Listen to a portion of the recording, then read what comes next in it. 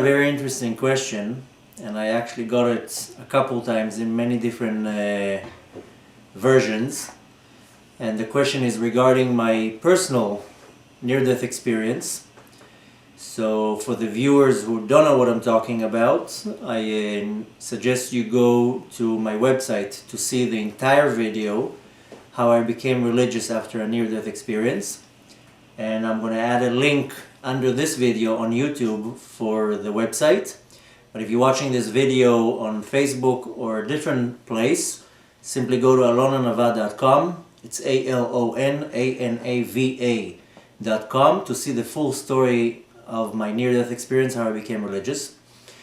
But the question that I got, and I've been asked that a few times in different ways, is can I give an explanation, or can I give some type of information? How did I know, in my experience, that the Torah is true? Like, how did I know to choose Dafka the Torah? And how did I know that to choose Judaism? And did I see the actual 613 mitzvahs, commandments? And what did I see that made me understand that the Torah is the truth? So the thing is that, first of all, to explain what I saw in words, it's impossible. Because everything that I saw is so beyond this world that there's no words that can describe what I saw. Now, I remember what I saw, but to bring it down to words, it's almost impossible. It's almost like trying to explain a blind person who was born blind, excuse me, how does the color blue looks? Now, the person was born blind. He never saw the color blue. So you tell him, it's kind of like the color green. So he tells you, but I never saw the color green. So it's kind of like the sky. So he tells you, I never saw the sky. Okay, so it's like the ocean, but I never saw the ocean.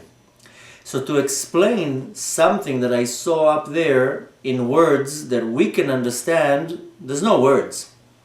The way that I saw it is, first of all, that everything that I saw was not that I saw with eyes, because the soul doesn't have eyes. We only our body needs eyes in order to communicate and to function in this world. The eyes is just the tool that the body uses. But the soul doesn't have an eye. The soul uses a much more higher and intelligent level of communication. It's called the level of yedi'ah, level of understanding, of comprehension. Excuse me. It's not a level of seeing, it's a level of understanding.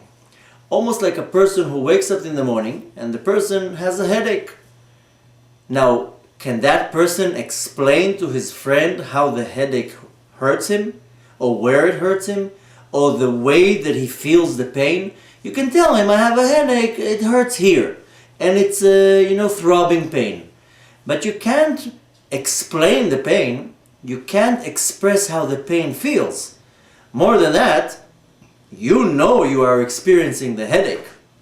Nobody can convince you, nobody can look at you and say, you don't look like you have a headache. Oh, I disagree with you, you really don't have the headache. So when you're experiencing something like a pain or an emotion, you cannot express it. You cannot explain how you feel it. You cannot explain how you feel sadness.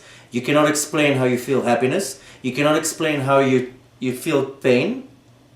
More than that, you know that you have this pain. You know you are experiencing that emotion. And nobody can come and look at you and be like, no, I don't think you're sad. No, I don't think you are excited. The thing is that when you're going through this emotion or through this pain, then you are experiencing it, and you know 100% that you are experiencing it. So you cannot come to a point that you're experiencing a headache and you have a doubt. Maybe my head is not hurting me. Maybe I think the head is hurting me, but maybe I'm wrong. Or let's say you are super excited, or on the complete opposite, you are extremely sad. You don't have doubts with yourself, maybe I am sad, maybe I'm not sad. You know 100% in the level of understanding, of comprehension, that what you are experiencing, that is what's going on. So everything that I saw in my experience, that was the level. It was the level of this is 100% what's going on. I don't need proof. I don't need to ask myself questions. I don't need somebody to come and give me the explanation. I know what I'm seeing is the truth. So how I saw it is I saw the complete thing. I saw all the mitzvahs. I saw all the Torah. I saw everything.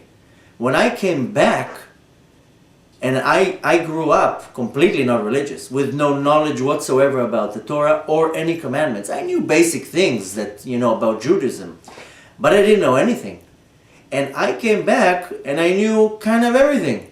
When I went first and started studying, everything that I read, I was like, oh, I remember seeing it. Oh, I remember understanding it. Oh, I remember that being obvious. So to share exactly how I saw, unfortunately, I can't. I can't give over what I saw. I can tell you kind of how it looked.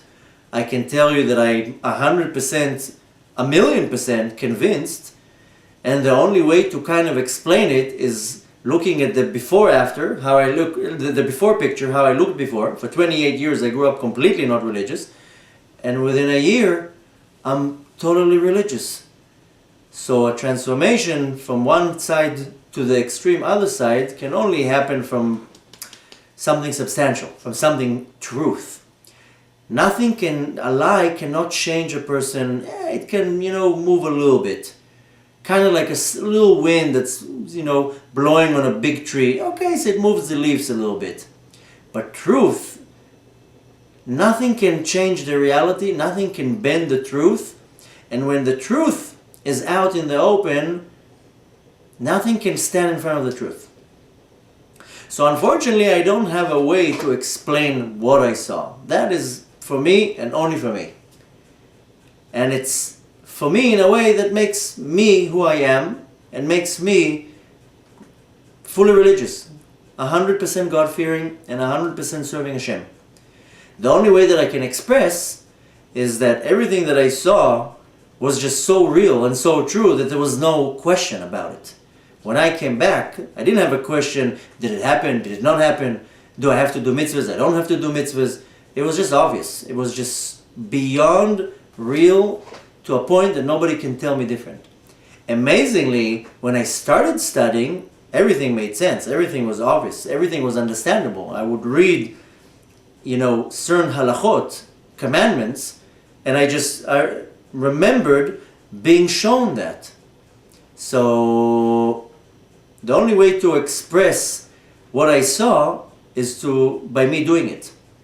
And by me doing it, because on the surface one might say that living a life like a Hasidic Orthodox Jew, it's kind of a hard life on the surface. There's a lot of mitzvahs you have to do, you're very limited in many things that you have to do, every little part of your day you have to look at yourself, how you're behaving. I have to go and pray 3 times a day. Every time I eat, I have to say a blessing. Every time I do this, I have to do that. There's a whole list of things to do. So on the surface, one might say, living your life like an Orthodox Jew kind of seems like a very limited and hard life. It's not. It's actually the most amazing and free life because you are connected to the source and you're doing what you're supposed to do. But I'm saying on the surface, a person might say, living a life as an Orthodox Jew is very, very hard. It seems very limited and very demanding and a lot of pressure. So a person does not decide one day to wake up in the middle of his life and say, oh, I want to choose myself the hardest life ever because I just feel like it. So the only way for me to express what I saw is to practice it, is to do it. And when you see me living my life from day to night, 100% serving Hashem, doing all the commandments, doing all the mitzvahs, must be that there's something behind that. A person does not choose to live his life in a very strict and demanding way for no reason. So obviously once you're already in this life, you see right away a reaction, you get satisfaction, you feel the connection with God. Every time you do a commandment, you do a mitzvah. A mitzvah in Hebrew comes from the word tzavta. Tzavta is to connect. A mitzvah connects you with God. Every time you do a mitzvah, a commandment, it connects you with God. So every time when you are a little bit spiritually sensitive, every time you do a mitzvah, a connection to God, you feel it. So if you're far away from religion, and you do here a mitzvah, there a mitzvah, then you don't really feel the connection. That's why a lot of people who are not religious, they do a mitzvah and they're like, I don't feel anything. Why do it? Because the body is very coarse, the soul doesn't have the sensitivity. But when you cross to the other line and you're 100% religious and you serve Hashem constantly, serving God, then when you do a mitzvah, when you do a commandment, you feel this connection, you feel this spiritual awakening, you feel this power in your body. So the only way for me to really relay what I saw is just to practice it. And unfortunately, I don't have the magic line that would tell you, oh, this is how I saw it. I can't. It's way beyond this world. It's in such a high spiritual way that there's no words to give it over. And I can only compare it to a dream. Many people have dreams at night. They wake up in the morning. They remember the dream perfect. Every little detail of the dream they remember. Every location, every word, every person. Excuse me. But when they come to describe the dream, they can't give it over. Because there's no words to contract this information into words. So the answer to the big question is that I can't really explain it in words. More than that, the only way to really show what I saw is by practicing it, and this is exactly what I'm doing. And another way of explaining it is that I saw it in such a way that it was so obvious, so clear, there was no doubt in any way that that's how I saw it. And the most amazing part is that when I became religious when I was 28 years old. I didn't know anything about the Torah. I knew the basics, like I said. But when I came back, I knew all the things that I need to do. I didn't do it right away because it was hard, but I knew everything. And when I started learning, then everything was obvious. Everything was like, oh, I remember seeing that. And amazingly, when I first became religious, and I used to tell my experience to rabbis in the yeshiva or to people who are very learned, without me knowing anything about the Torah, I would tell them what I saw, and they told me, oh, you know, what you're saying now is written in this Gemara, in the Talmud. And what you're saying now is written in the holy book of the Zohar. And what you're saying now is explained in the Mishnah. So I remembered seeing things, and I explained it, and I actually found everything in the scripts, in the books, in the holy books. So, to all the viewers that were asking me this question, the Torah is real. There's nothing to doubt it. Everything in the Torah is real. Everything that our sages teach us is real. Everything that we practice for the last 3,000-4,000 years is real. Because only something that is real can sustain itself for thousands of years. You can look at history. Thousands of empires and kingdoms and massive countries, nothing sustained. Look at the Roman Empire, the Greek Empire, all the Persian Empire. Nothing sustained for more than a couple decades, maybe 100 years, because it was all based on lies and not truth. The only thing that sustained for thousands of years is the Jewish belief. And for thousands of years, it's exactly the same. Look at an amazing thing. Thousands of years ago, we got the Torah and all the commandments. In the last couple hundred years, Jews were scattered all over the world. In Europe, Eastern Europe, Russia, the Middle East, you name it, wherever you want, Jews were scattered all over the world. 80 years ago, after the Holocaust, all the Jews were gathered back into the land of Israel. And amazingly, they all practice Judaism the exact same way. They all have tefillin. They all write the tefillin the same way. They all have a Sefer Torah, a holy book, a Torah. They all have the talis. They all have the tzitzis. They all eat the same kosher. They all go by the same rules. How can you explain tens of thousands, hundreds of thousands of Jews scattered all over the world? This one came from Russia, this one came from Eastern Europe, this one came from the Middle East. Each one came from a different part of the world with no connection. 200-300 years ago, then they didn't have internet and phones that they can share information. And here everybody's gathering back in the land of Israel, and they're all practicing Judaism, exact same thing. Only the truth can sustain for so long, and only the truth does not break down. So you can see many other theories, they don't last. The only thing, the truth, Judaism, sustained for thousands of years. So by that's enough to prove to you that something that is a lie does not sustain. Something that is the truth stays, sustains, and stays forever.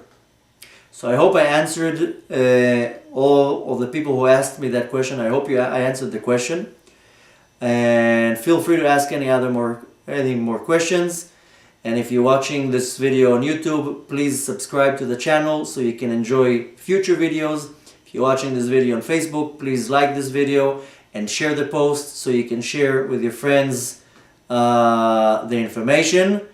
And I wish you a great, successful day.